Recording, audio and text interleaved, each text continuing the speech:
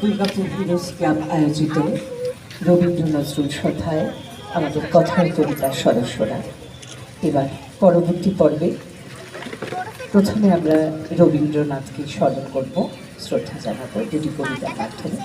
তারপরে আমরা কবি নজরুলকে শ্রদ্ধা জানাবো।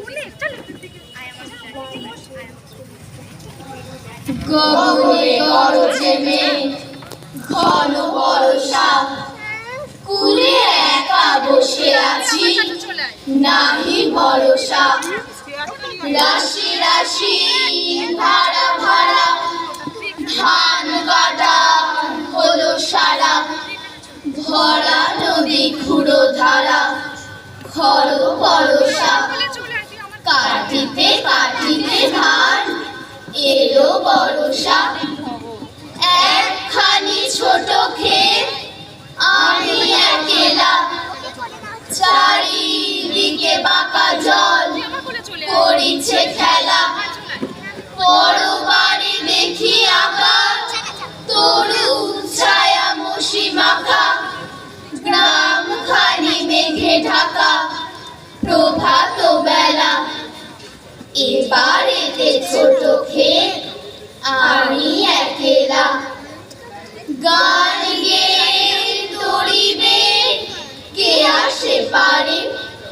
দেখে যেন মনে হয় চিনি উহারে।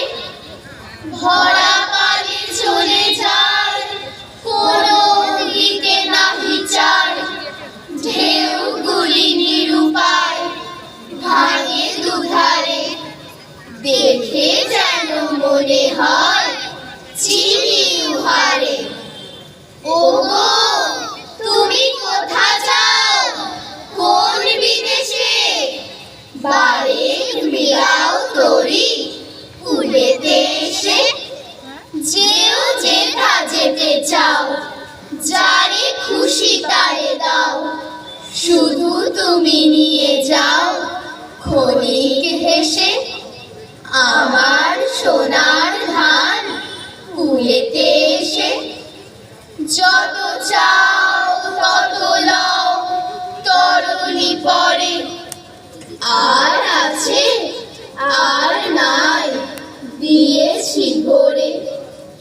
এত কাল নদী কূলে যাহা লয়েছিল ভুলে, সকলই দিলাম তুলে থরে বিথরে। এখন আমার এলহ করুণা করে। ঠাই নাই ঠাই নাই ছোট সে তরি, আমারই সোনার ধানে গিয়েছে ভরি।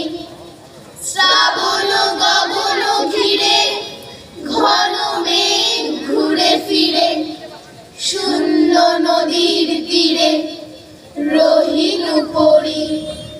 যাহা ছিল নিয়ে গেল সোনার তরি। রবীন্দ্রনাথ ঠাকুর তার ভাবনায় একটা সুন্দর তত্ত্বকে তুলে ধরেছেন। সৃষ্টিকর্তার কখনো মুক্তি নেই। একটা কাজ ফুরোয় তো আরেকটা কাজের সারি তার সামনে এসে দাঁড়ায়। কাজ আমাদের করেই যেতে হয়, করেই যেতে হয়। এই সুন্দর ভাবনাকে ছোটদের মধ্যে আমরা ঢোকাবার চেষ্টা করি, যাতে তাদের আগামী জীবনেও এই বার্তাটাই তারা বহন করে নিয়ে যেতে পারে। এবার দেখুন, সেই অসামান্য মানুষটি খেলার ছলে আরও কি সুন্দর একটা গূঢ় তত্ত্ব বাচ্চাদের দিয়ে গেছে।